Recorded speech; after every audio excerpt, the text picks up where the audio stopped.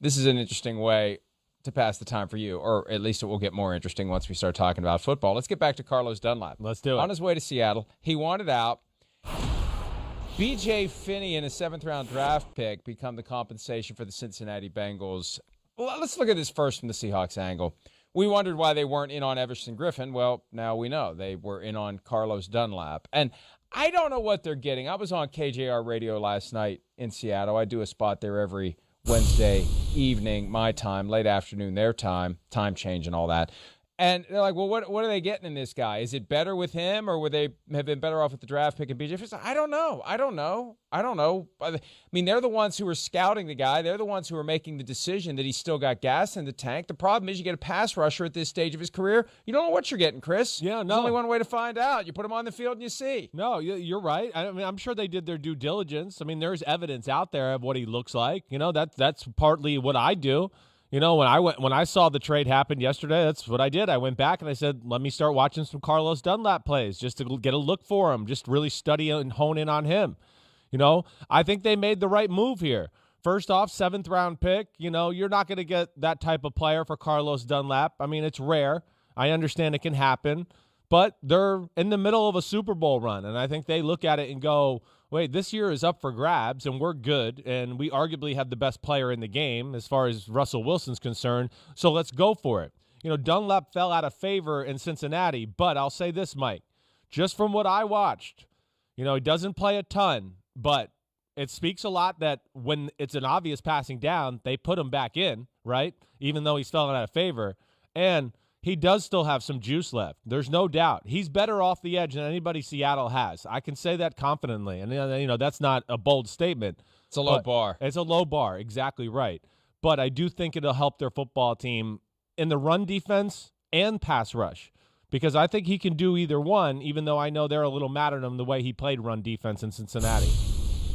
It is amazing when you look at his time in Cincinnati. He became a full-time starter in 2013. And he started every game he played since then. And he's only missed 2 games since then. He started 16 games 2014 through 2018, started 14 games last year, and he had 9 sacks last year. So, you know, even though he's into year number 11 of his career, and again, just like with Everson Griffin, who's in year number 11, you have to be concerned about that cliff. Yes. It goes and goes, and then that's it straight down. Right. I mean, I haven't heard anything specific about what the Bengals didn't like about Dunlap all of a sudden and why he fell out of favor. I don't know if you have. If you have, feel free to let it be known, unless it's something that could get us sued for defamation. But yeah, well, way to vet these things on the fly. But seriously though, the Bengals, for whatever reason, didn't want to keep him around. Yeah. For whatever reason, that relationship fell apart, and they just decided, let's take what we can get. And here's the thing. Apparently, that's the best offer they could get, right? Yeah. B.J. Finney and a 7th-round pick. It's not like there was a clamoring of teams to try to get Carlos Dunlap away from the Bengals at this point. No, well, you know, there's not great sex appeal. It's not like, oh, wow, he just pops off the screen at you because you just look at the amazing physicality or skills he has that way. But you said it, it's 9 sacks last year. It's always around 8.5, 9 sacks his whole career. And there is a little more value to that. You know, he gets around the quarterback a lot, even this year. When he's in there, hey, look at last week against Jack Conklin. He pushed Jack Conklin back a lot. He can collapse the pocket. He can get out of around the edge. He's a big defensive end, which will allow him to play run defense as well. And I think more or not, in Cincinnati, it seems, I don't know any of this inside info, but been reading about this for the last 5 or 6 weeks that there's issues there. And it just seems like they wanted to play some of the young guys. He wasn't cool with that. He didn't want to share or split time and all that. And it seemed like it kind of got worse and worse as they cut, you know, time away from him because, you know, they have a Carl Lawson and Amani Bledsoe and missing another name. Oh, Khalid, the Kareem from Khalid Kareem from Notre Dame, who plays in there a lot. So I think it's a little bit of knowing that, yeah, it's coming to an end for Carlos Dunlap. Let's start playing young guys. He didn't like that. I think he was probably like, wait, I'm better than them still. And, you know, that's caused the issues in Cincinnati. He signed through 2021. He's got a salary next year of $10.25 million. And the guy has been around a while, and the Bengals have believed him. It's just strange to see a guy who's been a cornerstone of the Bengals for so long so quickly fall out of favor. And you got plenty of guys in Cincinnati who aren't happy. Geno Atkins not happy. A.J. Green. I mean, he's not a guy who's going to come out and say, I'm not happy, but the vibe you get is he's not happy. Seems John like Ross wants out.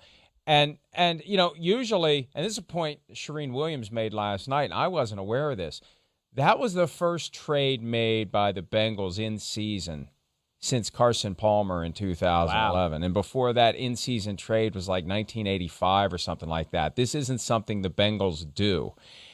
And they did it, and we're right about at the point where if you want the guy available week 9, you need to do it now. Let's look at it, though, from Cincinnati's perspective. We know Seattle needed the pass rush. They got the pass rush, at least some pass rush help. We'll see whether or not he is worthy of the investment made. From the Bengals' perspective, is this a sign of a new way of doing business? I mean, at a time when so many guys are unhappy, at that same time, you get this vibe that they're doing things differently in the front office.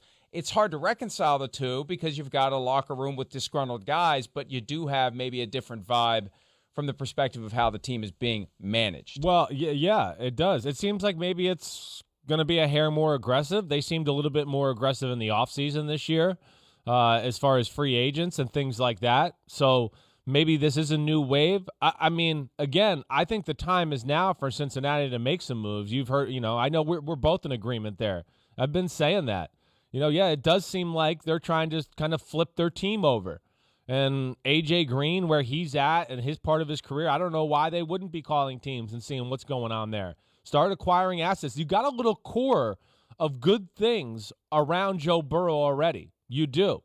You got some good young receivers. Tight ends, okay. We know there's a few young offensive linemen. You got Joe Mixon. There's some young, talented guys in the secondary and some decent young defensive linemen to go along with it too. So, I mean, I would understand them somewhat having a little bit of a fire sale, at least testing the temperature of the water out there with some of their players to go, well, maybe we can continue to build something and more of a young nucleus around Joe Burrow. It would make sense to me. Well, and that's really the key. I don't want to get our friends in Cincinnati upset here, but I really do feel like Joe Burrow deserves better than what he's currently dealing with. There should be excitement right now with the team. There shouldn't be unhappy members of the organization. There should be people who are saying, we've got this young, clear-cut franchise quarterback. Let's view the glass as half full and let's move forward. But the reality in football is everybody's got their own individual situation. And it just seems glaring when multiple guys at the same time on the same team aren't happy. And it's odd to see that at a time when it feels like it should be morning in Cincinnati, not this sense of it's all falling apart and guys want out. That's what I can't reconcile, Chris. Well, I get that. I still think, maybe that's more of a feeling in Cincinnati. I hope they can overcome it and be a little bit more, at least like I am and like you are. I mean, nationally, I think people are excited about Cincinnati.